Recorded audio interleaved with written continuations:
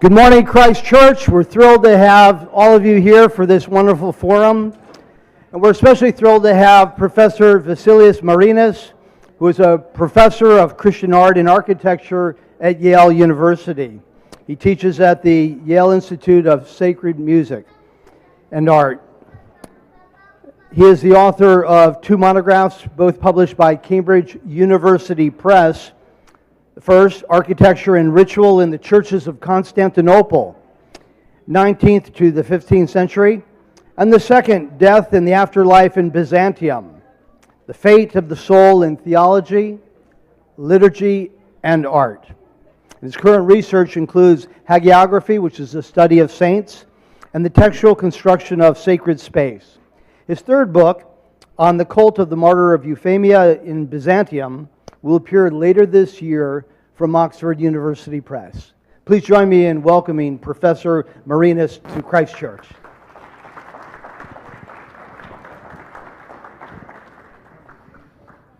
I have this. Okay, great. Good morning. Can you all hear me? I'm very happy to be here today. It was wonderful to join you for worship, well, for a little bit because my daughter was late getting ready. Today we're going to do a couple of things. And I'm going to start by asking you to think, or close your eyes and think about Jesus' face, right? And I'm sure that most of us have an idea of what Jesus looked like.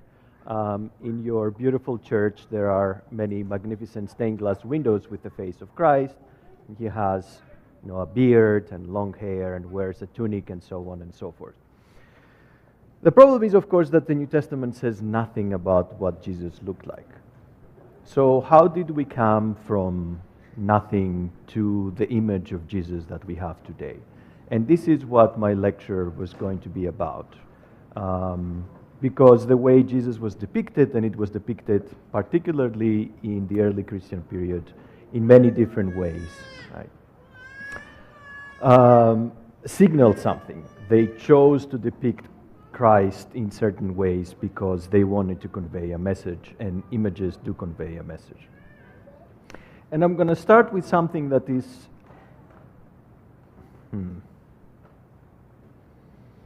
Okay, I lost my PowerPoint.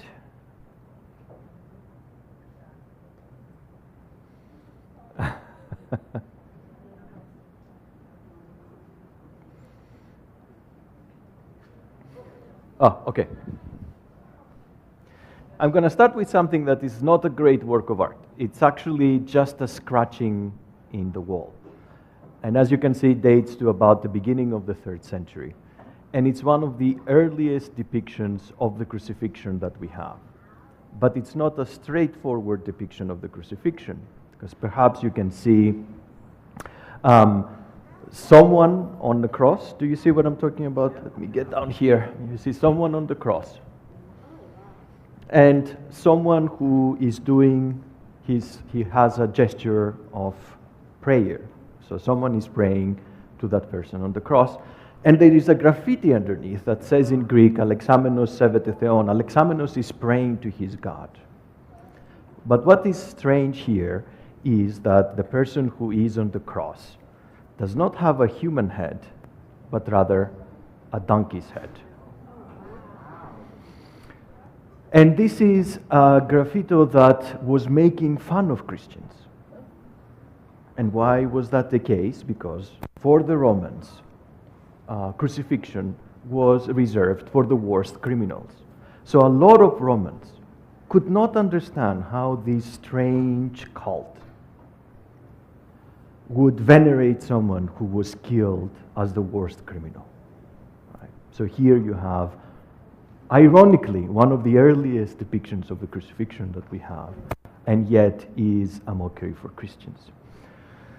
There were, as I mentioned before, several ways of depicting Jesus in early Christianity. This is a small object. It's now in the British Museum. It's about this big.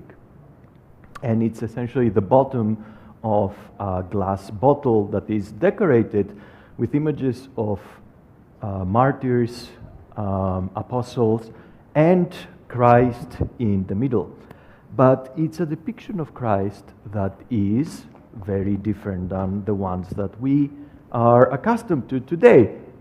And it's this one here, and as you can see that Christ has receding hair and a beard. He's a middle-aged man. And as much as I'm disappointed that Jesus does not look like me, this way of depicting Christ did not succeed, I think it's a good thing at the end. We also have depictions of Christ in the catacombs of Rome. Have you heard of the catacombs? Yeah. Particularly important in Rome. These are underground burial chambers, cemeteries essentially. It's a very efficient way of disposing of bodies. Catacombs were used by pagans and Christians and Jews. Right? They're not exclusively Christians. But it's in the catacombs that we find some of the earliest depictions of biblical events. And this is a map of the city. This is the so-called Aurelian walls. And the point here is that according to Roman law, you could not bury a body inside a city, so the catacombs were all located outside the walls of Rome.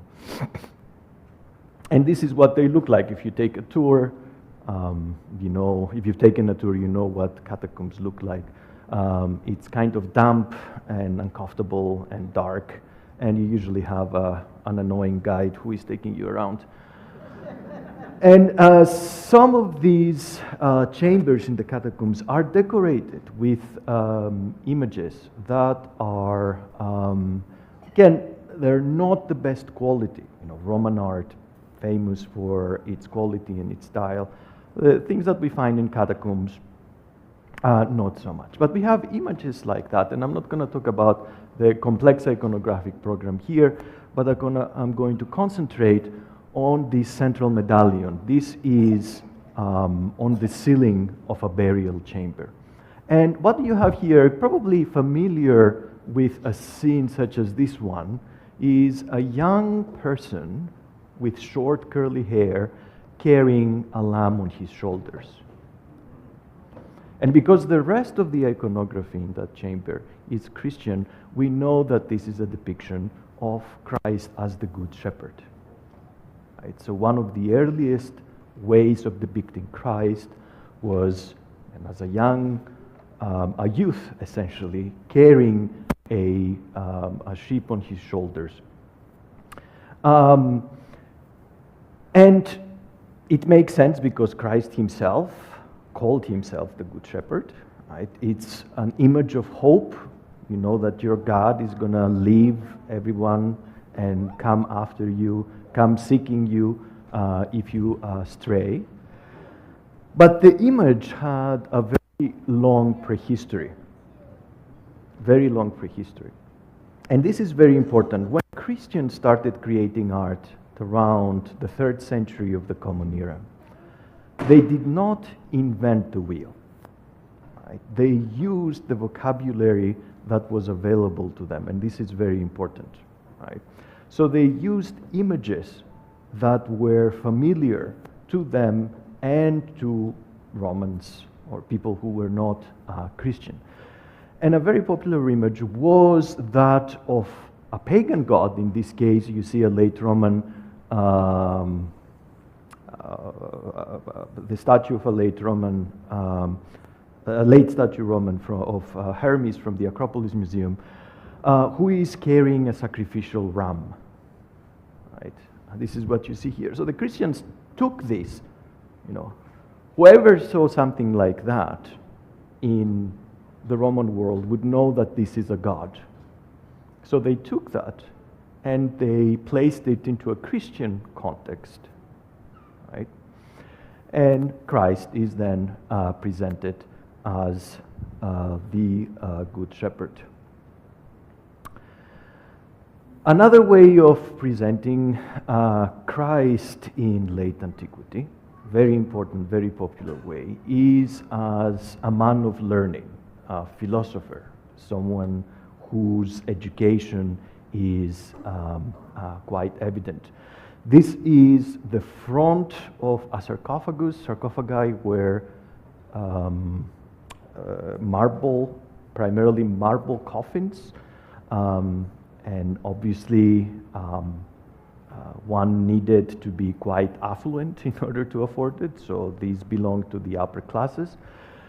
And Christians at some point decided that they would manifest, they would advertise their identity in a variety of ways, and one of those ways was to make coffins that told people that we are Christian.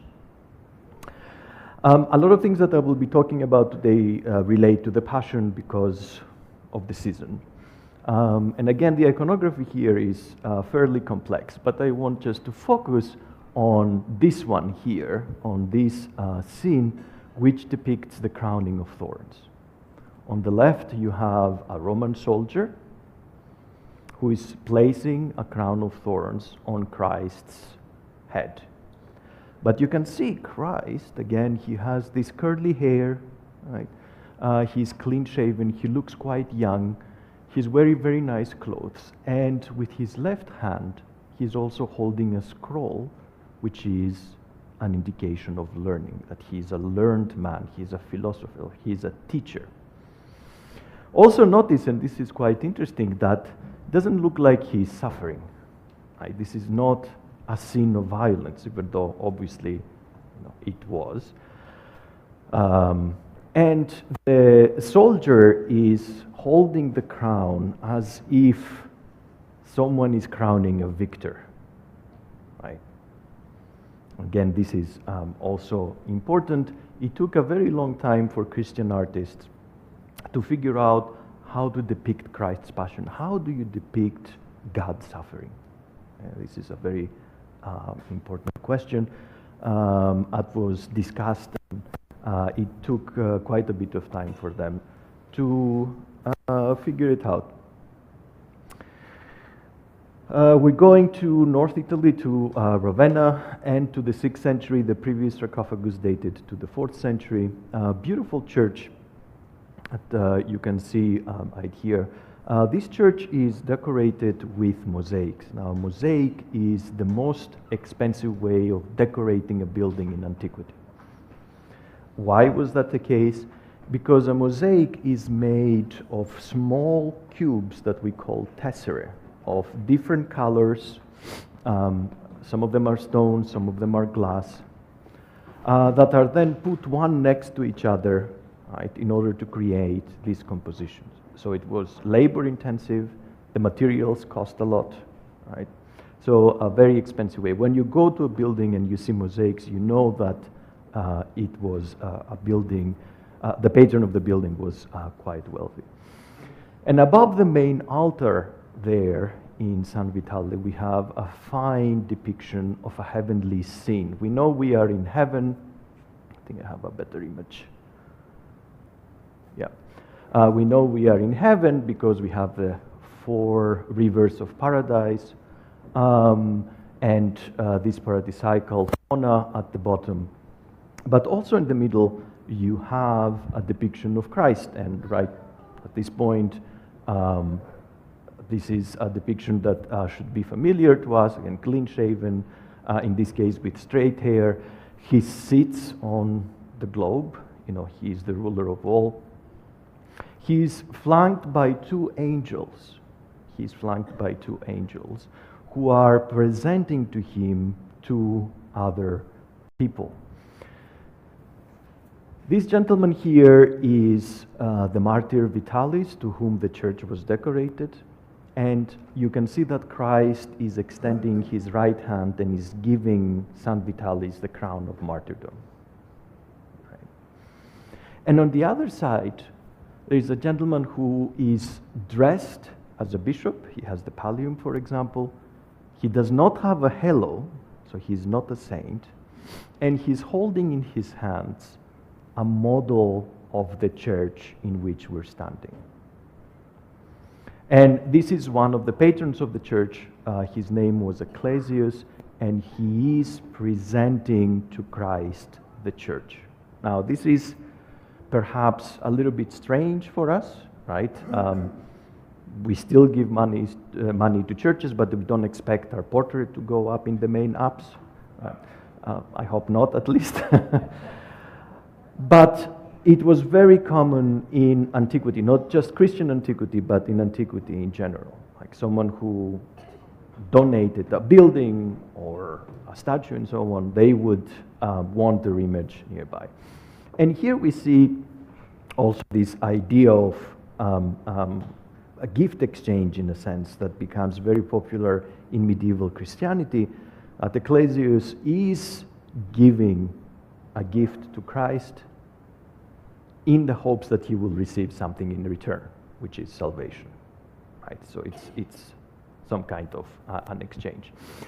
Now, what is important here is that Christ, I know it looks kind of brown here, but Christ is wearing, in reality, a purple robe with golden stripes. And purple is a color associated with the imperial family. The whole scene is inspired by imperial protocols, by what was happening in the imperial court. Because you have the emperor in the middle, you have the attendants who are presenting petitioners who, want something from the emperor. So another dimension of how Christ was imagined, in addition to a teacher and a good shepherd, was as the ruler of all, that we usually call him. And here is a close-up of Christ's beautiful face. And here you can see what I was telling you about, these little, the tesserae, the little cubes that are placed one next to the other in order to create this mosaic. Now, in addition to monumental art, that means that art that you cannot move it to the British Museum, for example, we have icons, meaning portable panels that depict sacred persons, Christ, Mary, and so on. This is one of the earliest that we have, if not the earliest. It dates to the 6th century, and it's still in its original location in the monastery of St. Catherine's on Mount Sinai in Egypt. And it's made in the encaustic technique, meaning that the pigment powder is suspended with hot wax, right? And that creates very nice relief surface. This is a picture of Christ in a way that is more familiar with us, but it's very different than what we've seen before. He has the beard and the long hair. He's blessing or speaking to us with his right hand. He's holding a gospel with his right hand. And if we go and see it in this way, you see how the encaustic technique creates this very relief-like surface on the icon. And this image again of Christ with a long beard, with a beard and the long hair, some scholars believe that it is inspired from depictions of Zeus, of pagan gods, and particularly Zeus, who was the father of the gods. And this is Roman copy of a Hellenistic prototype. It's now in Rome. And you can see some of the similarities here. And the point now is not that the Christians started depicting Christ as Zeus. The point is that someone with a beard and the long hair, God. So God, that signaled that it's a depiction of God. Now I'm going to talk today a little bit about destruction of images, and I thought I would give you a very quick introduction to iconoclasm with a capital I, when it comes at least to a Christian context. And this is the Byzantine iconoclasm, which was a religious movement of the 8th and 9th centuries that denied that images were sacred. Iconoclasts were saying that Christ was fully divine and fully human, but an image of Christ, an icon of Christ, cannot contain his divinity. Therefore, it's heretical. Right? And eventually, this was explained by saying that Christ appeared on earth, God incarnate, and therefore he can be depicted as both divine and human. I can talk about this more later, or a Q&A rather. And here you have a depiction from a manuscript. So this is a page of a book, right? And it's a depiction of Christ's crucifixion. The book is a book of Psalms, right? And in the margins, it has commentary, essentially, on the Psalms that were read. So here, for example, the Psalm that is commenting is, "They gave me also gall for my meat, and in my thirst they gave me vinegar to drink."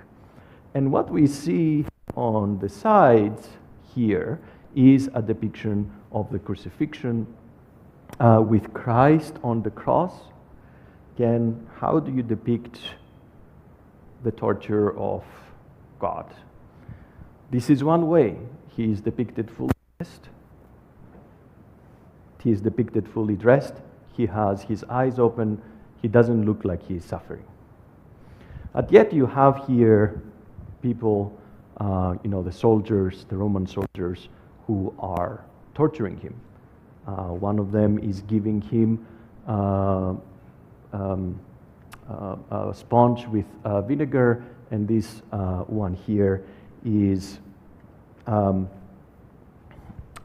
just pierced his side. And if we go down there to the bottom of the image, you have two iconoclasts who are doing exactly the same thing. You can see the same stick here with the sponge, and they are whitewashing an image of Christ. So the comment here that they're making, the artists, is that the iconoclasts who are destroying the image of Christ are equals to those who tortured Christ on the cross. We're jumping quite ahead. We need to cover several centuries of Christian art in about 40 minutes. This is a small church in the Republic of North Macedonia. It's an imperial commission, even though it doesn't look like it. I just wanted to show you its interior because it's a small church, right? But it's decorated from top to bottom with frescoes, and you can see here what this looks like with people inside, right? So when they worship in that space, you have the saints on the walls and the congregation praying together.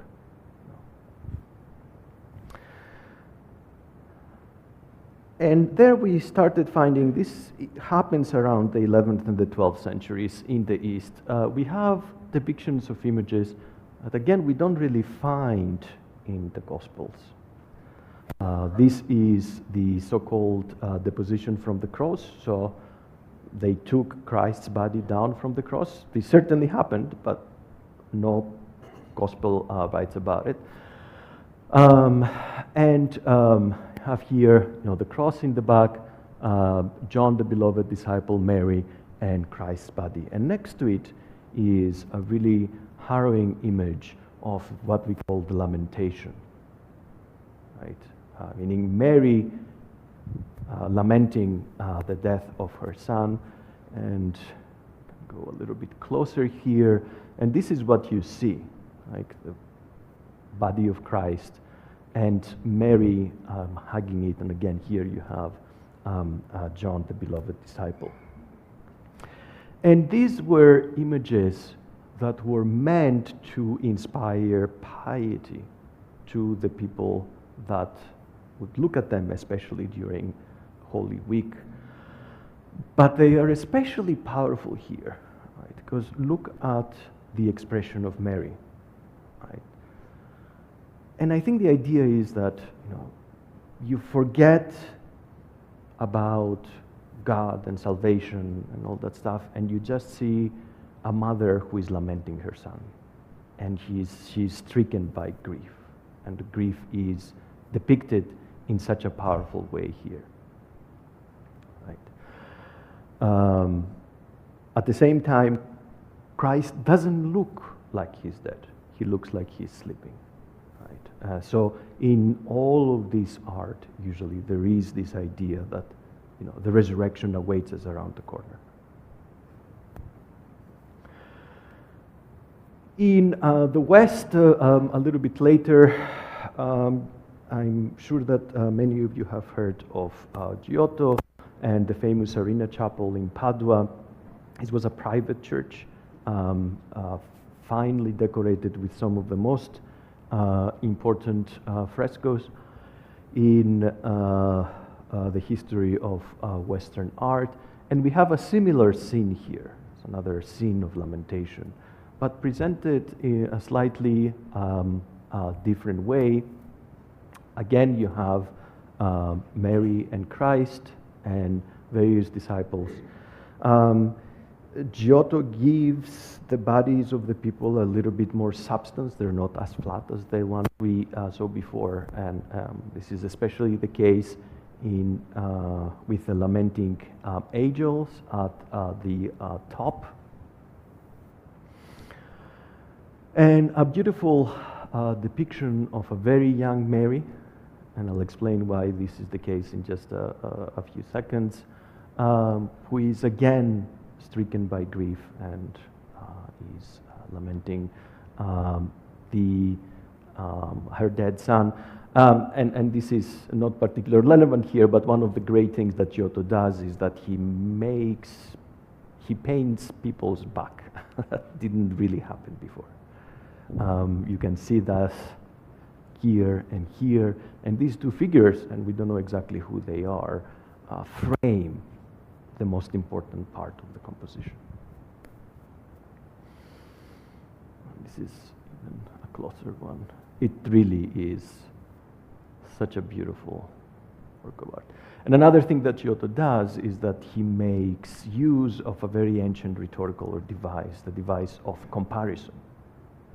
Right? So we compare here the way Mary and baby Jesus are depicted in the scene of the Nativity, and how this cycle ends with a Mary in a very similar position, hugging the body of her dead son. Very quickly, we're going a little bit to the north in the 15th century. I think I'm running out of time. And a depiction of a real emotion. This is Van der Weyde. It's a fine painting now at the Prado. And I wanted to show you here that Mary and all the participants are shedding real tears. These are real tears that we see. And I'm sure you're very familiar with Michelangelo, right, and the Pietà. And these are very different representations.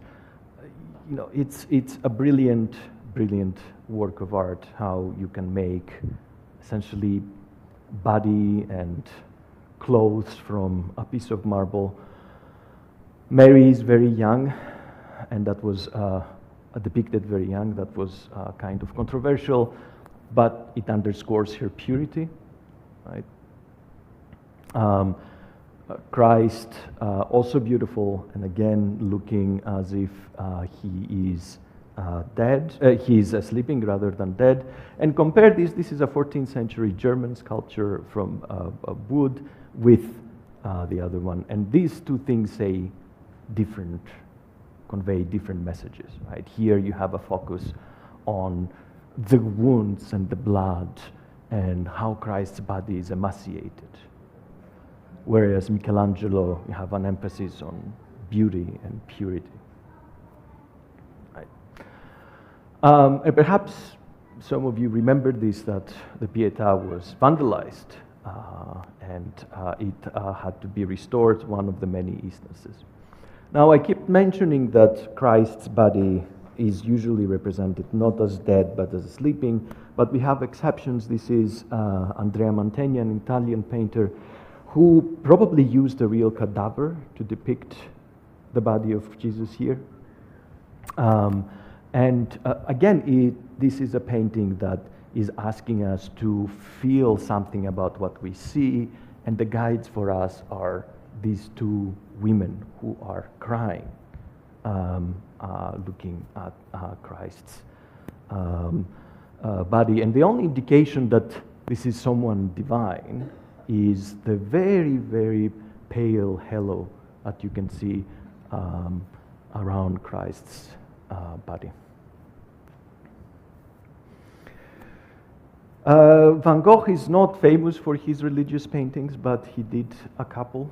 And this is one of the most moving ones because he did that when he was he was in a mental institution for the many problems that he had. And why is this so moving? I mean, the style is a typical Van Gogh style with the way he paints. But why is this so moving? Because the face of Christ is Van Gogh's own face. Right?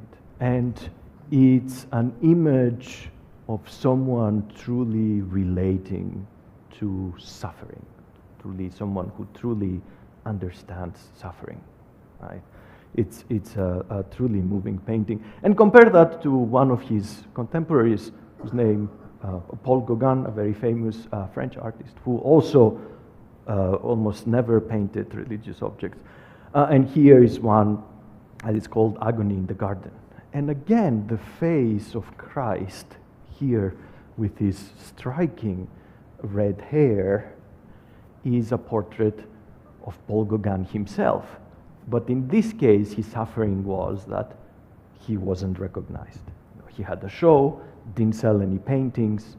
He felt that his contemporaries misunderstood him, so he painted himself as Christ suffering in the... And some perhaps surprising depictions of Christ, things that we don't see very often. These are covers of a satirical magazine that was published by the official party of the Communist Party of the Soviet Unions. The magazine was called Godless at the Workbench. This was a magazine that was an equal opportunity offender. You know, it would offend all religions, including Buddhism and Islam and so on and so forth. And here you have two covers, one here that shows the workers who are throwing away Christ with the bread and the wine, and this was to celebrate how Transfiguration, the Feast of the Transfiguration, has been replaced with the celebration of Industrialization Day. And on the other side here, again, a comical depiction of the Last Supper. They follow the conventions, right? They wanted people to understand that this is Christ. So he is dressed like Christ, his hair and beard are like Christ. And this is a depiction of the Last Supper, but they are depicting Christ as someone who produces moonshine, right? So these are ways of that the Soviets tried to, their attempt to root out religion from the Soviet Union. And then again, Andy Warhol, not an artist particularly famous for his religious work, but he was, we know, a Eastern Rite Catholic, and for throughout his life he struggled between what he understood as his faith and his homosexuality. But towards the end of his life, he produced about 100 versions of the Last Supper based on the famous Last Supper in Milan, the famous Da Vinci painting. And this is just one of these versions. He makes a comment here, you know, about how mechanical reproduction made everything cheap. He uses Dove soap as standing in for the Holy Spirit. And does anyone remember what GE's motto was in the 80s? Bring good things to life. Yeah, so that's why this is here. And I'm going to end today again with one that is, this is a photograph, was really discussed in the 80s and 90s by American photographer Andres Serrano. This is supposedly a photograph of a small plastic crucifix that was immersed into a jar with the artist's urine. Right? And this photograph created a furor wherever it was exhibited in the United States, in Australia, even in France, and people attacked it as sacrilegious. You can Google his name. And, people took sledgehammers to the image and so on and so forth. And this is rather unfortunate because I think what Serrano was trying to do here was to make a comment about how in 20th century culture, crucifixion, which was a horrific way to die, a truly, truly horrific day to die, has lost its effect. We see crucifixions everywhere. We venerate the crucifixion, some people, and we don't anymore understand what it meant. So I think he was making an effort here to shock us back into realizing what we are seeing. Right?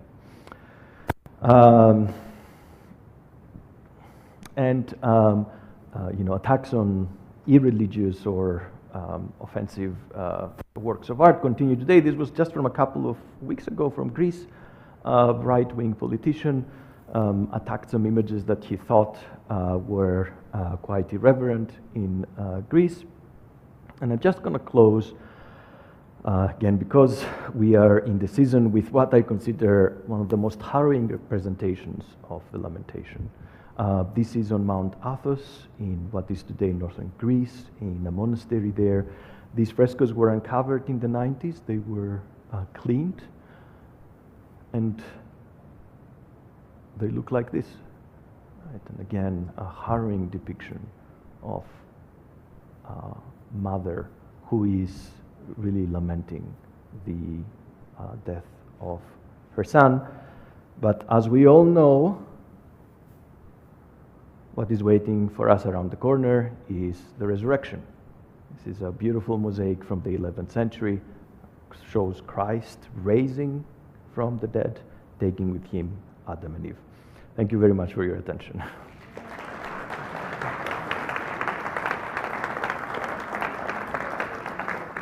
Vasilius, thank you so much. That was incredibly interesting. I was fortunate to see some of those works of art during my recent sabbatical. So it's nice. Really neat to see the depictions at the Arena Chapel and in Ravenna as well. Questions? I see Jeffrey's got a question here.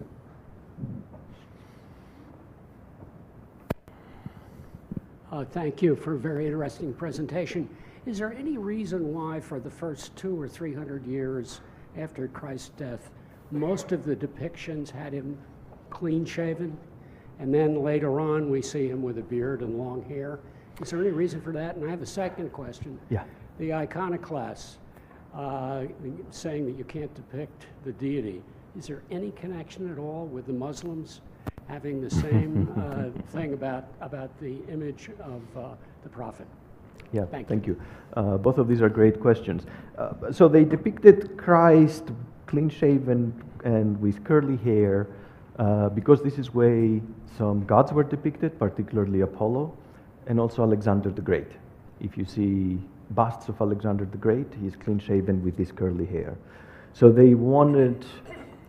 This is the problem that the early Christian communities had. The person they consider God died a horrible death as a criminal, and also was an illiterate peasant from somewhere in the middle of nowhere. So how do you remedy all that? You start representing your God as triumphant, as looking like other gods, as looking like deified individuals, and so on. Now, the second question, the answer is yes. Yes, there is a connection with the Muslim world. The sources tell us that. It's not entirely clear how much influence there is, but the historical circumstances, and I'm going to oversimplify now, is that as soon, the caliphate started expanding in the 7th and 8th centuries, partially at the expense of the Byzantine Empire. As soon as the Byzantines implemented iconoclasm, they started winning back some of these territories. So I don't know how much we can make of all this, but yeah.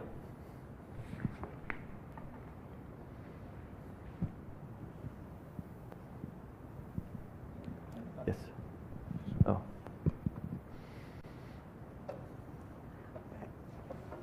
How about the Holy Shroud?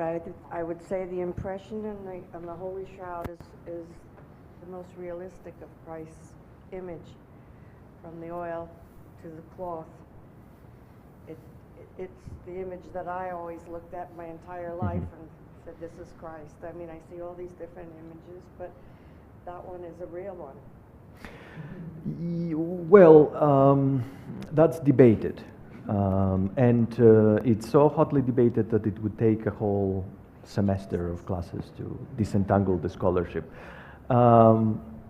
They have dated the textile with carbon dating, and I think the date is 13th or 14th century. Now, there is a fine book by the former director of the Walters Art and Gallery, Gary Vicken, discusses this. There is so much to say about.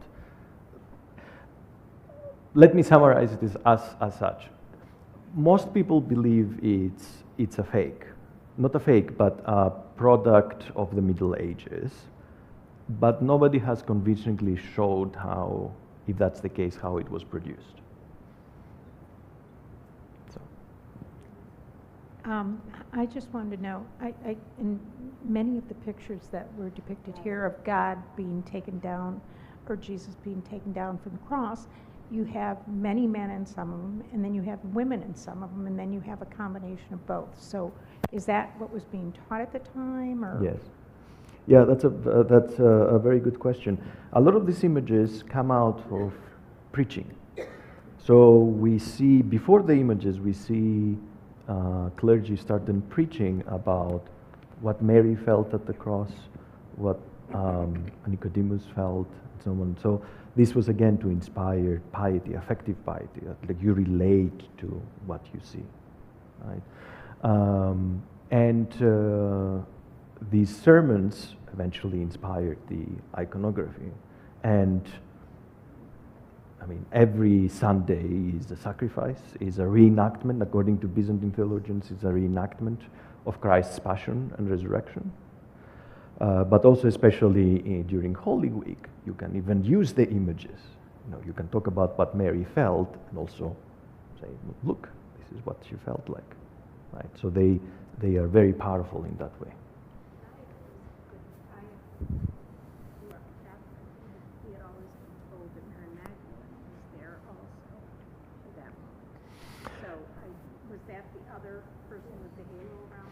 So, some of them, yeah, she could be. Mary Magdalene is not as big as in the East as she is in the West. Yeah, regarding the golden halos, which Jesus and the Christian saints are depicted, is the source of inspiration in the Christian Gospels or in the Hebrew Bible, where it's mentioned that when Moses came after talking with God, in contact with God, had a radiant face? I mean, it depends, but all of these are things that influence the way God is depicted. Right. There is anything in the Christian Gospels which mention about radiant face or something which would inspire the painters to depict? The Transfiguration. Yeah. Obviously. Yeah. Yeah. A question, you started in the 6th century.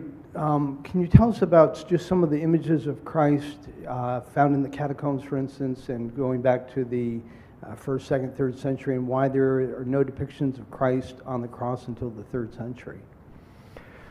Well, that's a good question, and I'm not sure we have a straightforward answer.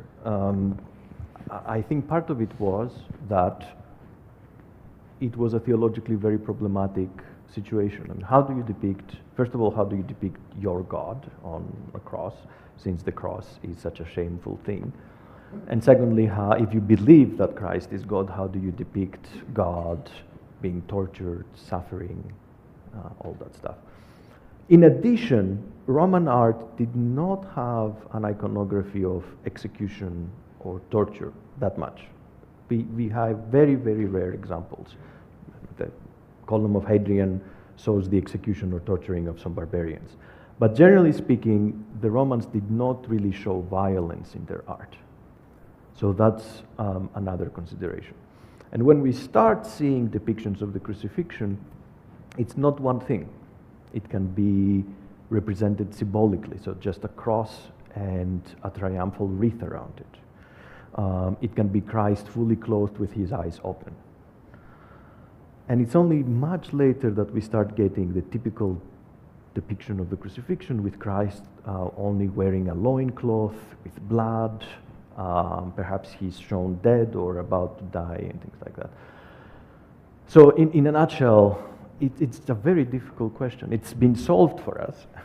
We don't have to worry about it. But at the beginning, especially when there wasn't any visual language of depicting it, there are no Roman depictions of crucifixion. Why would they do that? It's just criminals.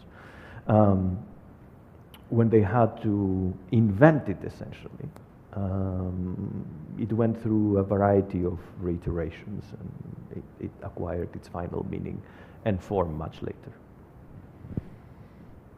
Great. Well, thank you so much. This has been an outstanding presentation. We appreciate you. your coming to join us today. Thank you very much. Thank you.